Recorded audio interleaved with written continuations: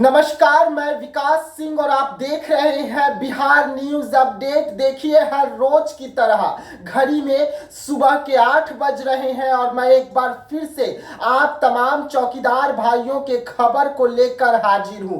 देखिए, बीते कुछ दिनों की अगर हम बात करें, 1-2 दिनों की, तो आपके खबर को लेकर मैं सुबह 8 बजे नहीं आ सका। इसके लिए मैंने आप लोगों को जानकारी भी दिया कि क्या कुछ पूरे मामले निकल कर सामने आए, लेकिन कई ऐसे चौकीदार भाई हैं जिन्हें ये संशय लग रहा है कि आखिरकार मैं कहीं डर तो नहीं गया या मुझे कहीं से कोई पैसा तो नहीं दे दिया कि मैं अपना मुंह को बंद कर लूं। तो मैं आज आप लोगों को बता दूं कि न ही मैं पैसे से बिकता हूं और न ही मैं किसी से डरता हूं। मैं आप लोगों के लिए हमेशा से खड़ा रहा हूं और आप लोगों के मुद्दे को लेकर मैं हमेशा से हर नेता से सवाल जरूर पूछूंगा, चाहे मेरे सामने कोई भी नेता क्यों ना हो। अब मैं आप लोगों को बता दूं कि बीते दिनों जो 28 तारीख को बैठक हुआ था, उसमें आपके मुद्दे पर कोई चर्चा नहीं हुआ। इसकी विस्तार से जानकारी मैंने आपको बीते दिनों दे दिया।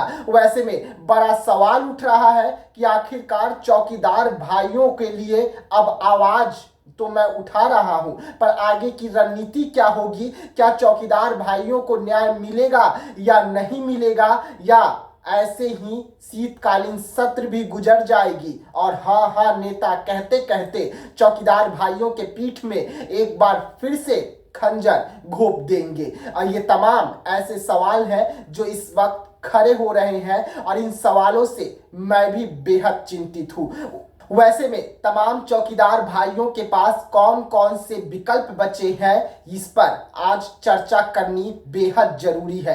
वैसे में चौकीदार भाई जो तैयारी कर रहे हैं आगे की रणनीति, 11 तारीख को गांधी मैदान भरने की, सरकार को चुनौती पेश करने की, इस चुनौती में और आगे की रणनीति में मैं लगातार चौकीदार भाइयों से कदम मिलाकर चलूंगा, ये आश्वस्त उन्हें कर देना चाहता हूं। जो चौकीदार भाई ये सोच रहे हैं कि अब मैं यानी कि विकास सिंह पीछे हटने वाला है, तो ऐसा कुछ होने नहीं जा रहा है। मैं आप लोगों के मुद्दे को लेकर हमेशा से आवाज उठाया हूं और हमेशा से आवाज उठाता रहूंगा, चाहे मुझे धमकी मिले या चाहे मुझे कुछ भी क्यों ना किसी भी नेता से धमकी मिलते रहे, लेकिन मैं आप लोगों के लिए हमेशा से आवाज उठाते रहूंगा और हमेशा से आपकी लड़ाई में शामिल रहूंगा।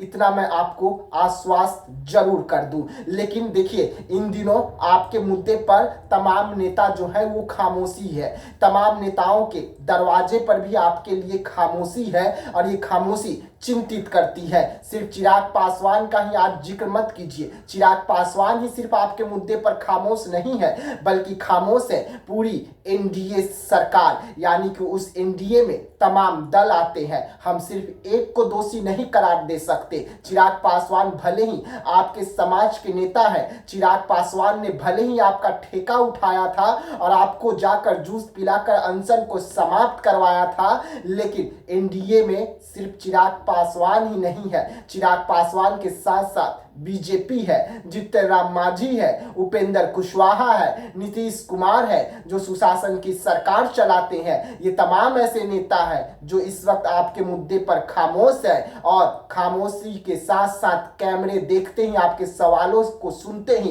भाग खड़े हो रहे हैं। ये वही तमाम नेता है। वैसे में अब सरकार को चुनौती देने की समय आ गई है। अब सरकार से सीधा सवाल पूछने की समय आ गई है और आप लोग जो 11 तारीख को बड़ा अनशन करने जा रहे हैं, इसके लिए हम भी पूरे ताकत के साथ आपके साथ खड़े हैं। ये मैं आज आप लोगों को बताने के लिए आया हूं और मैं आप लोगों को बता दूं कि जब भी आप लोगों को जरूरत पड़ेगा मीडिया का, तो उसमें आप ये जरूर देखेंगे कि मैं खुद सबसे आगे आप लोगों के लिए हमेशा से खड़ा रहा हूं, हमेशा से खड़ा रहूंगा और आपका आवाज बनकर मैं हमेशा से खबर लगातार दिखाता भी रहूंगा। वैसे में बड़ा सवाल कि क्या आप लोग जो अनशन करने जा रहे हैं, जो आप लोग सरकार को 11 तारीख को चेताने जा रहे हैं, क्या इससे सरकार की नींव हिलेगी? तैयारी ऐसी होनी चाहिए, ऐसी धारदार होनी चाहिए कि सरकार को